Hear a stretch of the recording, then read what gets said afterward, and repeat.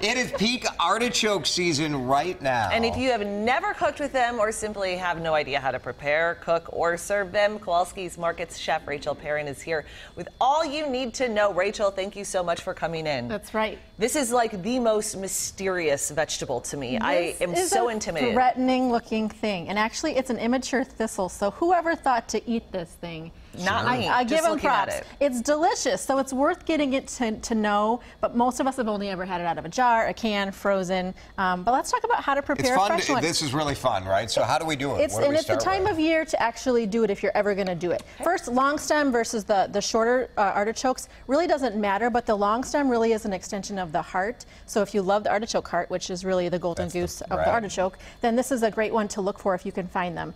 So all you need to do is make sure you snap off all these little tough leaves on the outside of the stem and discard those. And then one I've started here, you want to take a vegetable peeler and peel off much of the exterior of the long stem. It's very fibrous. You can see as I'm peeling it. It's kind of like celery or something. This part's not very delicious, but inside is that beautiful artichoke heart piece of it. Well, you never think that you could eat what's inside of that. Or the stem of it, yeah. So what you want to do, though, is you want to cut it off like you would with the shorter one, too. And then you cut it up into these little chunks that you can actually put into your steamer basket. So cut the bottom off so that's flush and it will sit down beautifully on the long or the short one. And then you want to actually cut off a little bit of the top, too. This is about 1 inch off the top until you get down to this purplish looking bud here in the middle, which we're going to look at later. And then finally you need to trim the leaves. You'll see that these have a little thorn on the end of each one of these little petals, and it's very prickly. If you get it on there, you'll know. And you just want to take a kitchen scissor and go around and snip off the tips of the petals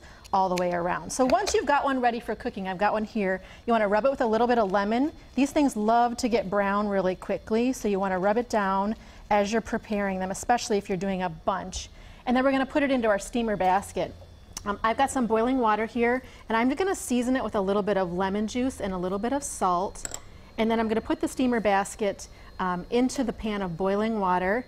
And if you don't have a steamer basket, you can just set the artichoke right in the water like that. Okay. And then you just want to put a lid on it and let it come to steam, and then 25 to 60 minutes later. It really depends on how big the artichoke is. That's a long time. It could be. You can also do this in the microwave in about 4 to 6 minutes. So if you really want to shortcut that, you can definitely do it. So I pulled one out that I did a little bit earlier. This one's steamed? This one's been steamed, and you know that it's done because you'll be able to take a sharp knife and put it into that really easily. It kind of feels like a baked potato. That's the texture I ask people to kind of look for. If it feels like a baked potato, you'll also find that you'll be able to pull out the petals really easily. They're just going to pull right out of there, and that's when you know that that artichoke is done and ready to eat.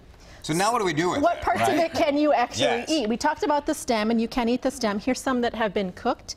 I like to cut these into quarters and then eat out the white or the lighter colored flesh on the inside. As I said, that exterior part is not as delicious. It's a little bit more fibrous. So that's the part of the stem that you can actually eat.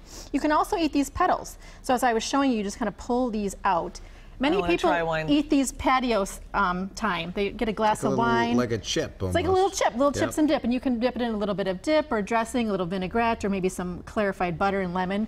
And just like that, you put it between your teeth, upside down, and like pull it out, scrape that little white part at the base. That's really good. Is the flesh, and that's the edible part. And then the rest of it you can just toss. Right. This is the healthiest chip you'll find. Yeah, don't eat the whole thing though. No, don't eat the whole thing, just that little white part at the end of it there. I ate the whole thing.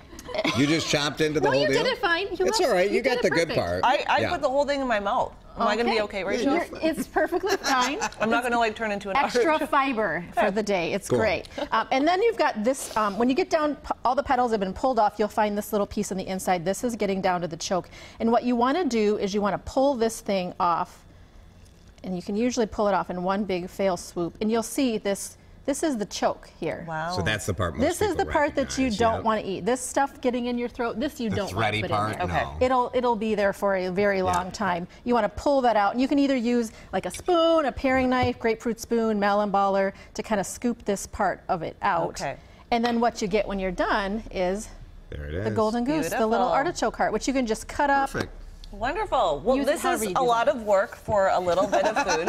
But, you know, if you ever wanted to do it, now we know. Now you know. It's something you can check off your culinary bucket list. Yes, so you do did it once and you did it. Rachael, thank you. We have all the information on our website, too, at WCCO.com/links.